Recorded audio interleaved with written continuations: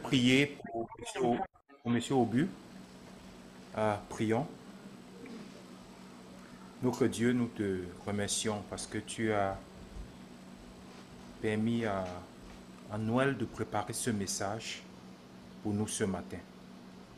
Notre prière, c'est que dans ta grâce, tu le conduises, que tu lui donnes les mots justes, afin qu'il puisse communiquer, Seigneur, ta parole ce matin. Dispose nos cœurs à pouvoir écouter, comprendre et vivre conformément à ta parole.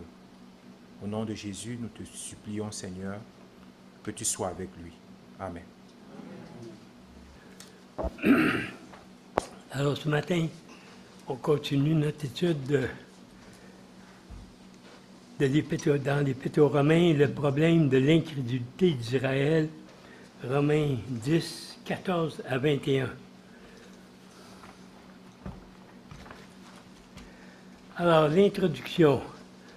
On poursuit toujours notre étude de la lettre de Paul aux Romains. La dernière fois, nous avons fait le chapitre 10, les versets 1 à 13. Aujourd'hui, nous continuons avec les versets 14 à 21. Les chapitres 9 à 11 traitent du problème de l'incrédulité d'Israël, ce qui se rapporte à la vocation des gentils et au rejet des Juifs. Commence avec le chapitre 9 et s'étend jusqu'à la fin du chapitre 11. On va lire le texte d'aujourd'hui, plus les versets 12 et 13. Il n'y a aucune différence, en effet, entre le juif et le grec, puisqu'ils ont tous un même Seigneur, qui est riche pour tous ceux qui l'invoquent, car quiconque invoquera le nom du Seigneur sera sauvé. Comment donc invoqueront-ils celui en qui ils n'ont pas cru? Et comment croiront-ils en celui dont ils n'ont pas entendu parler? Et comment en entendront-ils parler s'il n'y a personne qui prêche? Et comment y aura-t-il des prédicateurs s'ils ne sont pas envoyés? Selon ce qui est écrit, qu'ils sont beaux de ceux qui annoncent la paix, de ceux qui annoncent de bonnes nouvelles. Mais tous n'ont pas obéi à la bonne nouvelle. Aussi Ésaïe dit-il, « Seigneur, qui a cru à notre prédication? » Ainsi, la foi vient de ce qu'on entend, et ce qu'on entend vient de la parole de Christ. Mais je dis, n'ont-ils pas entendu? Au contraire, leur voix est allée par toute la terre, et leur parole jusqu'aux extrémités du monde. Mais je dis, Israël ne l'a-t-il pas su? Moïse le premier dit, « J'exciterai votre jalousie par ce qui n'est point une nation. Je provoquerai votre colère par une nation sans intelligence. » Et Ésaïe pousse la hardiesse jusqu'à dire, « J'ai été trouvé par ceux qui ne me cherchent pas. Je me suis manifesté à ceux qui ne me demandaient pas. » Mais au sujet d'Israël, il dit, « J'ai tendu mes mains tout le jour vers un peuple rebelle et contredisant. » Alors, on va commencer avec les versets 14 et 15. Comment donc invoqueront-ils celui en qui ils n'ont pas cru? Et comment croiront-ils en celui dont ils n'ont pas entendu parler? Et comment en entendront-ils parler s'il n'y a personne qui prêche? Verset 15. Et comment y aura-t-il des prédicateurs s'ils ne sont pas envoyés, selon ce qu'il est écrit, qu'ils sont beaux les pieds de ceux qui annoncent la paix, de ceux qui annoncent de bonnes nouvelles? Alors, l'Évangile exige une proclamation universelle. À quoi servirait le salut offert à la fois aux Juifs et aux non-Juifs s'ils n'en entendaient jamais parler? Nous voici au cœur même de l'œuvre missionnaire chrétienne. Au moyen d'une série de 3 « comment », le mot comment, là. Comment donc invoqueront-ils, comment donc croiront-ils, et comment entendront-ils s'il n'y a personne qui prêche? L'apôtre passe en revue les étapes qui conduisent au salut les Juifs et les non-Juifs. Peut-être ce serait plus clair si nous suivons l'ordre suivant. Dieu envoie ses serviteurs. Ils prêchent la bonne nouvelle du salut. Les pécheurs entendent l'offre de la vie éternelle en Christ qui leur est offerte par Dieu. L'autre point, certains parmi les auditeurs croient au message qui leur est annoncé. Ceux qui croient invoquent le nom du Seigneur. Ces personnes ont accepté le salut que Dieu leur a offert et ils sont donc sauvés. L'autre point qu'on touche, c'est le verset 14. « Comment donc invoqueront-ils celui en qui ils n'ont pas cru? Et comment croiront-ils en celui dont ils n'ont pas entendu parler? Et comment en entendront-ils parler s'il n'y a personne qui prêche? » Alors, comment donc invoqueront-ils celui en qui ils n'ont pas cru? Les passages cités d'après les prophètes montrent que les païens pouvaient également saisir l'occasion du salut. De là, le devoir de la prédication est maintenant démontré. On ne peut invoquer le Seigneur sans la foi. Voir 10, 13. C'était « Car quiconque invoquera le nom du Seigneur sera sauvé. » Bon. Or, on ne peut pas entendre le message de l'Évangile tant qu'il n'est pas prêché, et donc la prédication aux païens était une chose essentielle pour exposer les desseins de Dieu. Verset 15. « Et comment y aura-t-il des prédicateurs s'ils ne sont pas envoyés?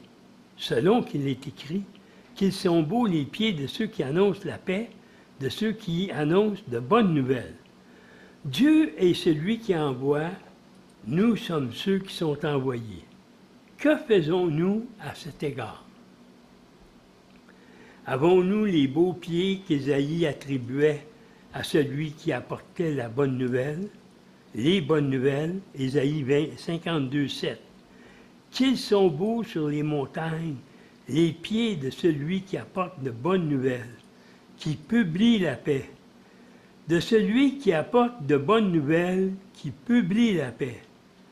De celui qui dit à Sion, ton Dieu règne. Ésaïe évoque les beaux pieds du Messie. Par contre, dans Romains 10, 15, le celui devient ceux. C-E-U-X, ceux-là. Là. Christ est venu avec ses beaux pieds il y a 2000 ans. Maintenant, c'est notre privilège et notre responsabilité de nous rendre avec des beaux pieds auprès d'un monde perdu. On va poursuivre avec les versets 16 et 17. « Mais tous n'ont pas obéi à la bonne nouvelle. Aussi Ésaïe dit-il, « Seigneur, qui a cru à notre prédication? » Ainsi, la foi vient de ce qu'on entend, et ce qu'on entend vient de la parole de Christ. Mais le verset 16, c'est « Mais les Juifs n'ont pas obéi à la bonne nouvelle qui leur a été apportée. » En fait, la plupart l'ont rejeté. Ils ont refusé de croire non seulement Jésus-Christ, mais également leur propre prophète. Ésaïe l'avait prophétisé quand il posa la question. « Seigneur, qui a cru à notre prédication? » On voit ça dans Ésaïe 53, 1. C'est pourquoi Paul était plongé dans une si grande tristesse à propos des Juifs. On voit ça dans Romains 9, 2. Alors, le verset 17, on continue avec ça. Dans cette citation d'Ésaïe, Paul remarque que la foi dont parle le prophète naît du message entendu et que ce message s'appuie sur la parole concernant le Messie. Aussi, il conclut que la foi vient de ce qu'on entend et ce qu'on entend vient de la parole de Christ. La foi naît chez les hommes à la suite de notre prédication concernant le Seigneur Jésus-Christ. Prédication fondée, bien sûr, sur la parole écrite de Dieu. Cependant, entendre de ses oreilles est insuffisant. Il faut entendre avec un esprit et un cœur ouverts, désireux de comprendre la vérité divine. S'il en est ainsi, on découvre que la parole est la vérité et qu'elle est vraie. Et alors, on y ajoute la foi. Il va de soi que le mot « entendre » ne se limite pas exclusivement aux oreilles. On pourrait également lire le message « Aussi,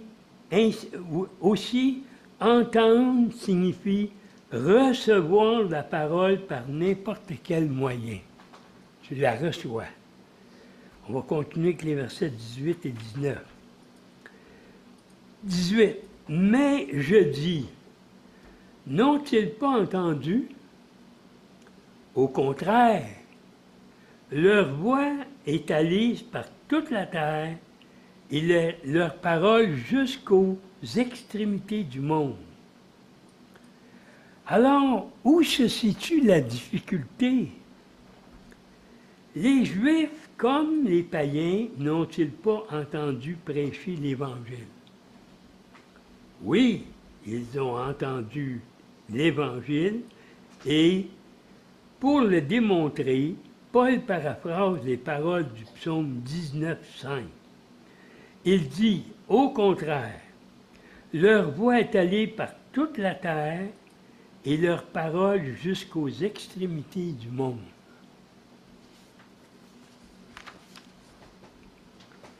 Il y a ici un fait qui est très surprenant.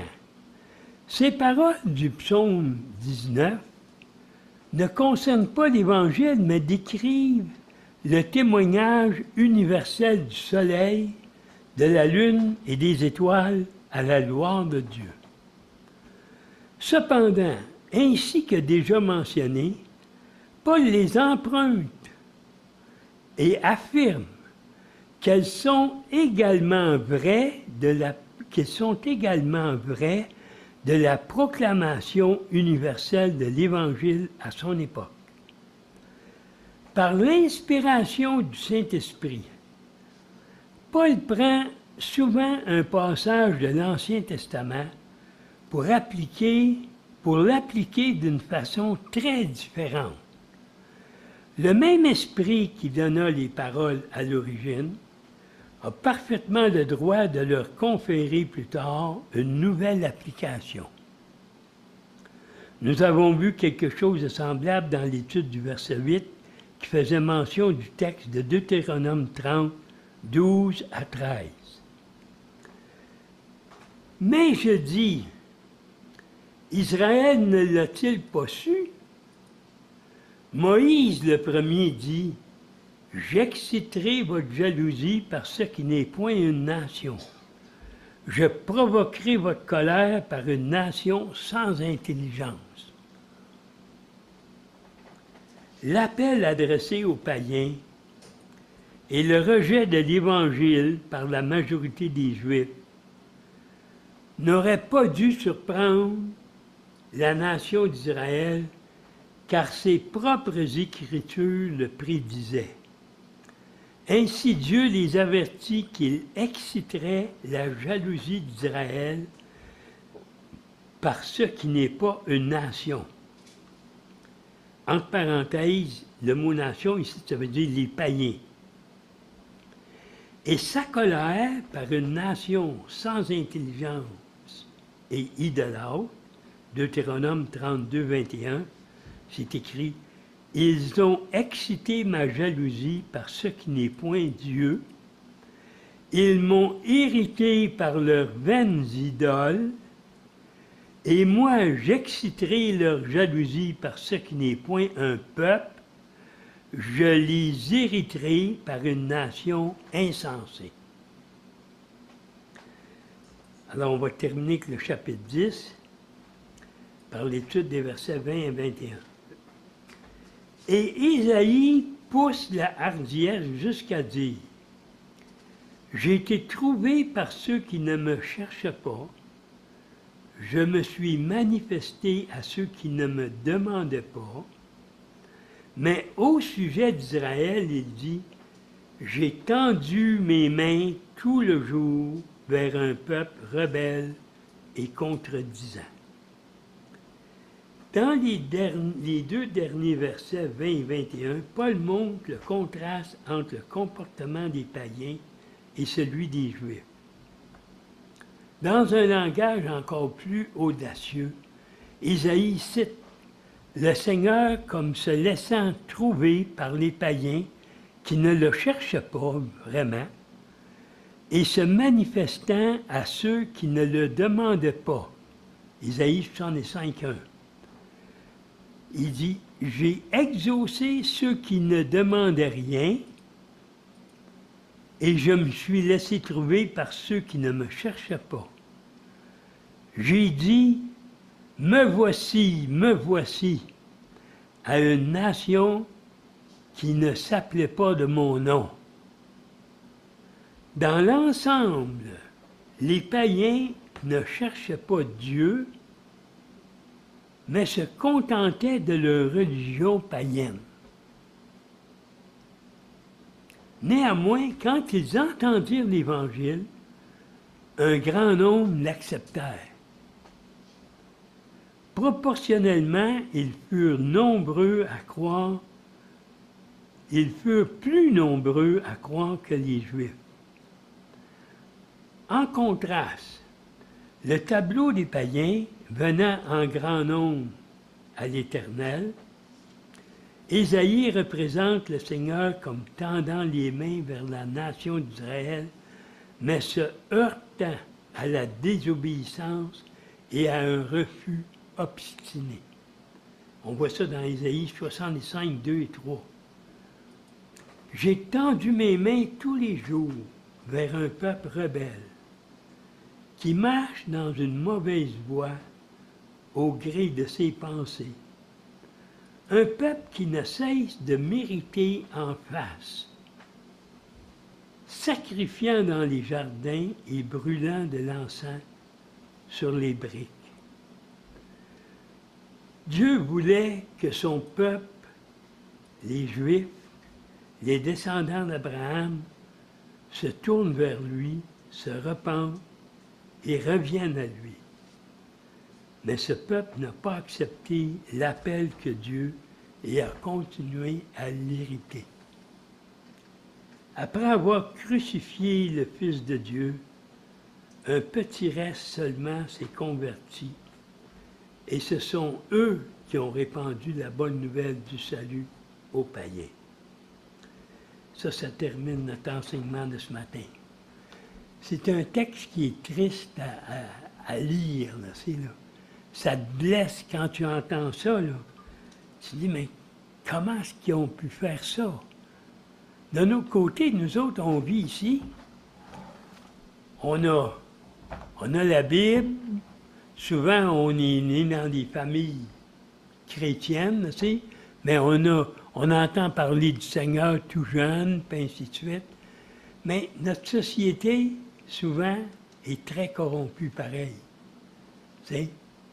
Alors, on n'a pas à les juger mal, on peut juste prendre leur action pour nous motiver à ne pas agir comme ça, à se tourner vers le Seigneur tout le temps, que les gens puissent se tourner vers lui, l'accepter, et puis que ça puisse transformer notre société.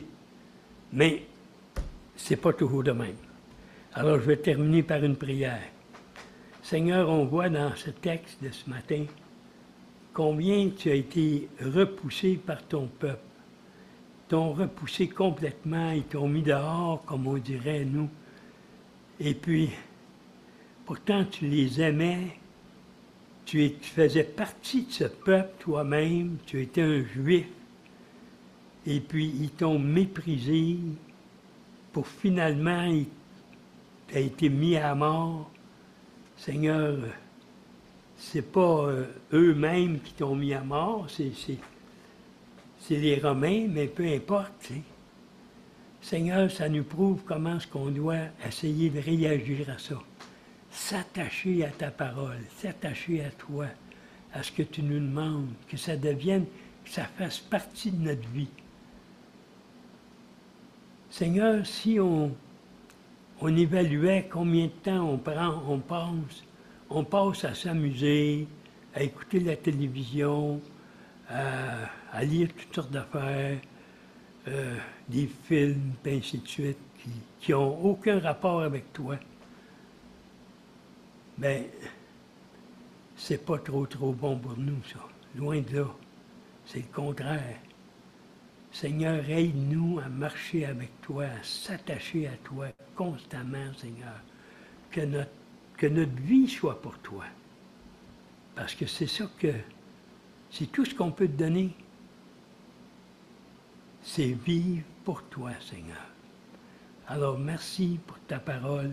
Que ton nom soit béni. Amen.